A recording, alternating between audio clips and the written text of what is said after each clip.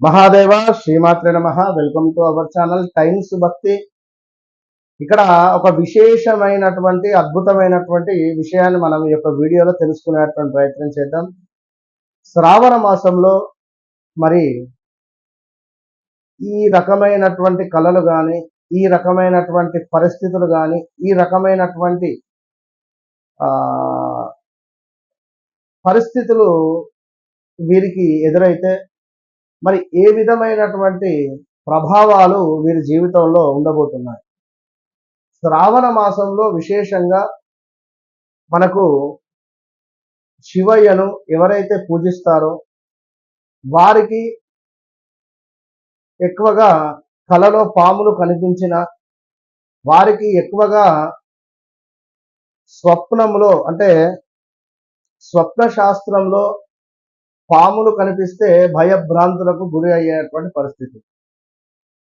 మరి ఎవరికైతే జంట నాగులు కనిపిస్తాయో కలలో, శ్వేత నాగు కావచ్చును, అంటే తెల్లగా మెరుస్తూ ఆ యొక్క పాముపై మణి అనేటువంటిది మెరుస్తూ కనబడుతూ ఉంటుంది. విశేషంగా నాకు మాత్రం చాలాసార్లు వచ్చింది ఈ కళ.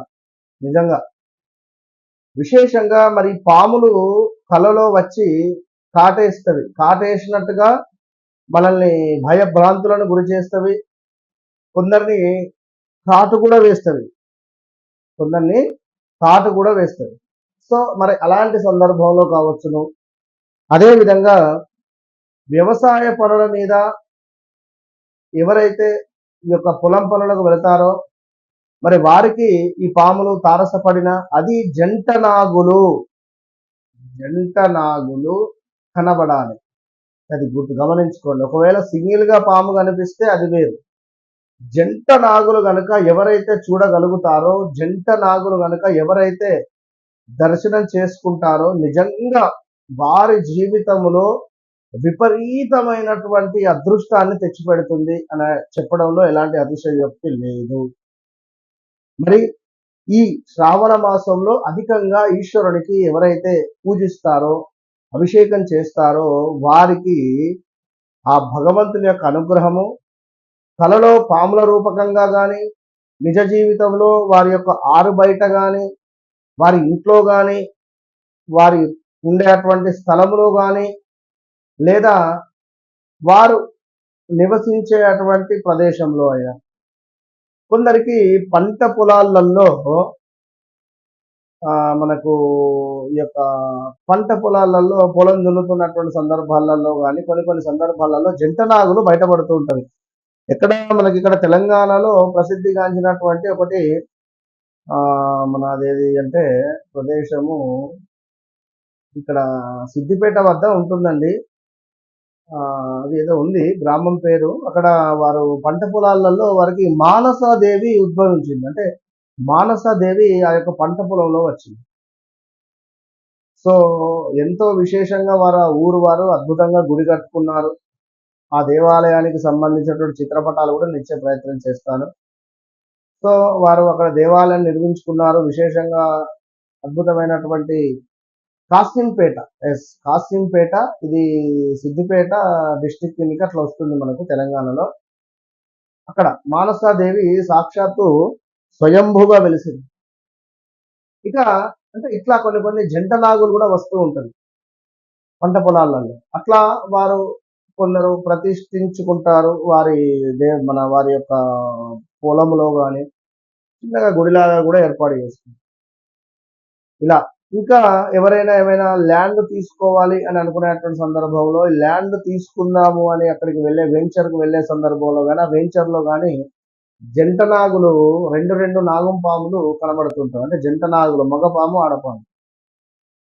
ఈ విధమైనటువంటివి చూసిన ఎంతో అదృష్టము, మీకు ఉండేటువంటి దురదృష్టము నివృత్తి అవుతుంది అని, మీకు అదృష్టము వరిస్తుంది అని కానీ, మీకు ఉండేటువంటి బాధల నుండి విముక్తి పొందుతున్నారు అనేటువంటి దానికి సాక్షాత్తు ఈశ్వరుడు మీకు పంపించేటువంటి ఈ యొక్క సమాధానం. ఇక కలలో కూడా కనిపిస్తుంది. మరి కలలో కూడా పాములు కనిపించినట్టయితే జంట నాగులు ఎవరైతే కలలో దర్శించుకుంటారో వారికి అతి శీఘ్రంగా వివాహం జరుగుతుంది అని అర్థం.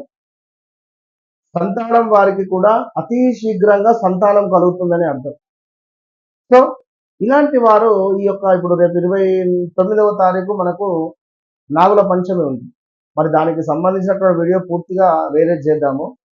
సో ఈ నాగుల పంచమి మరొక మాట, మనకు ఒక క్షేత్రం ఉందండి. అది నేను సపరేట్గా వీడియో రేపు 29వ తారీఖు చేసే దానిలో చేస్తాను. సంవత్సరానికి ఒకసారి మాత్రమే ఓపెన్ చేసేటువంటి దేవాలయము అది.